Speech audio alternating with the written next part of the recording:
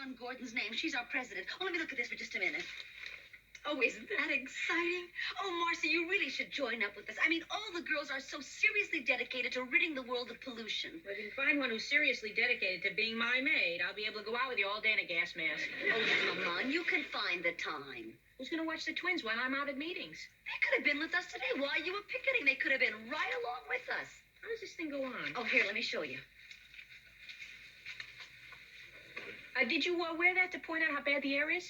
Well, all the other girls did. I wore it to hide my identity. You know where we picketed today? No. Newsview. Don's Magazine? Why did you choose Don's Magazine? I didn't choose it. The committee chose it. Does Don know that you were picketing? I don't think so. I sure didn't tell him.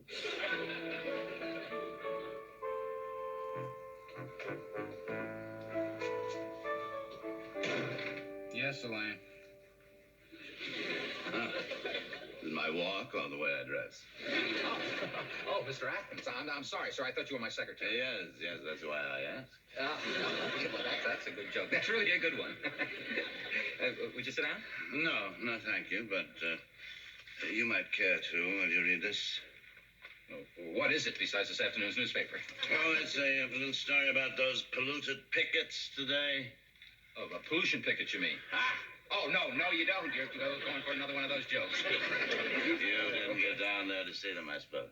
No, sir. I worked through lunch. Yes, I see. Very good. You've almost finished, too, haven't you? Yes.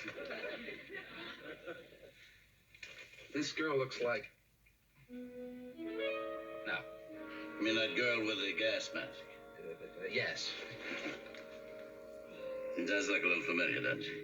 Well, just a little, sir, yes. But, Mr. Adams, if you think this is Anne, you're wrong, sir. In the first place, she doesn't wear a gas mask. She doesn't? I thought she always did. No, sir, not even now and then. And in the second place, well, she wouldn't picket this building. She knows I work here. Well, then I guess she knows something that I'm not too sure of, Don. Boy, Mr. Adams, you sure have a knack for words. Oh, well, look, check it out, will you? The girl in the gas mask. Oh, I get it. The air is filtered out through here. That's right. And the smog and the rest of the dust particles all come out through there. That's right. Oh, yeah, that's a nice thing. Isn't that neat? Yeah. Oh, wait, let me get the phone. Hello? Anne? Yeah, hi, Donald. Honey, what's the matter? Nothing. Why? I don't know. You sound funny. I guess we must have a bad connection. Oh, no. That's what I have on my gas mask. Well, why couldn't you tell me? Because you'd have tried to talk me out of it. How would you know? Because I know. Hi, kids. You do you? Hi, Nino. Well, wouldn't you, You're darn right I would have. Is our booth ready? Yes, it's... Hi, Nino. Hi. See, well, why did you just admit that in the first place? Because, honey, that's not the point. What is the point? You two want separate tables? The point is, if you were going to picket my place of business, you should have told me, and you didn't. Why? Because, Donald, you'd have tried to talk me out of it, and you probably would have succeeded, which would have been very weak on my part. But Newsview magazine and a lot of other big corporations deserve to be picketed. It just so happens that today the committee chose Newsview. Yeah, but why Newsview? What has Newsview got to do with air pollution? I wrote an article against air pollution over a year ago in Newsview. What is that That article you wrote was so marvelous that it is now framed and hanging behind Dion Gordon's desk. Who is Dion Gordon? She happens to be the president of our organization. If it wasn't for your marvelous article, she never would have been inspired, Donald, to form this organization, to really do something positive about our environment. Yeah, but then why is she mad at Newsview? Because Newsview published that article over a year ago, and they haven't done another thing on the subject since. And furthermore, their paper plant in Hastings is spewing garbage into the Hudson River, and their furnaces are burning waste and polluting the air. Look at you, honey. You've turned into a total fanatic. Well, Donald, that's what happens to all of us. We wait so long to do something, so that by the time we decide to do it, we've already become fanatics. But you do finally do something about it, don't you? Oh, Donald, I just knew you'd understand once I explained the whole thing to you. Just don't do it around Newsview anymore.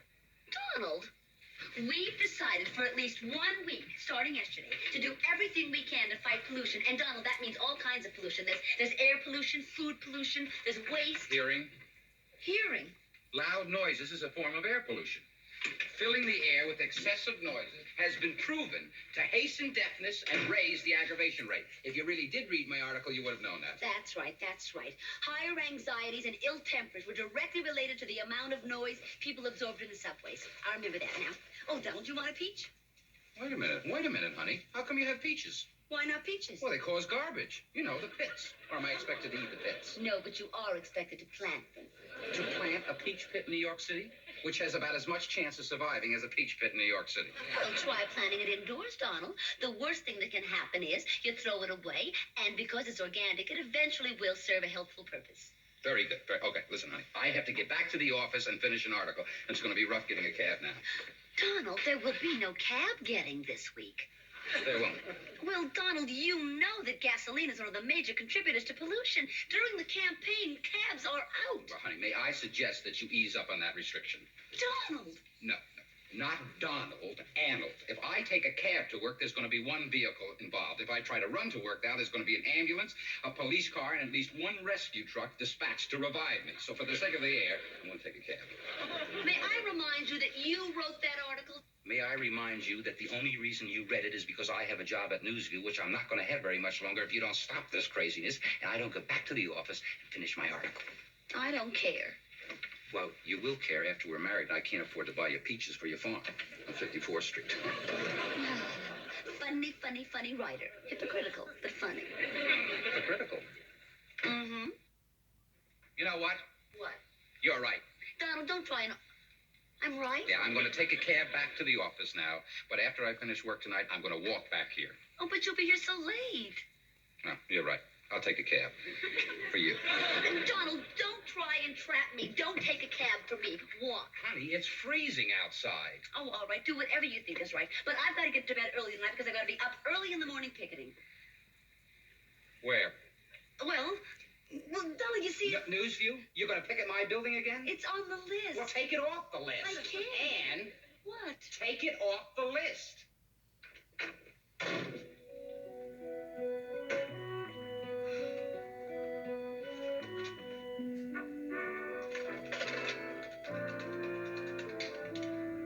Hello, Mr. Gordon. Is your wife there? Oh, good. Hi, Dion. It's Anne-Marie.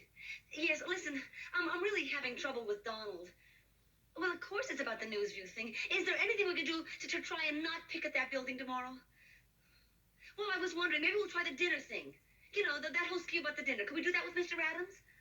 Well, I thought if I invite him up here and do that whole thing with him, maybe then we could take him off the picketing list. Oh, that'd be great. Yeah.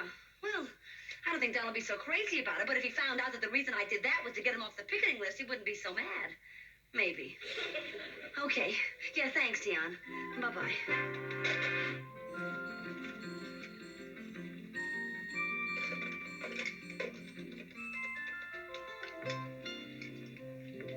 Hello, Mr. Adams? Hi, this is Anne-Marie. How are you? Oh, good. I was wondering if maybe you could come to dinner tomorrow night. Well, you see, it's Donald's birthday, and I just decided at the last minute to give him a surprise birthday party. Well, he's always saying how much he'd just love to have you and Mrs. Adams over, so I thought it'd be great to have you here. Uh-huh. Oh, that's great. I'm so glad you can come. Okay, I'll see you tomorrow. Bye-bye. Oh, Donald, please forgive me.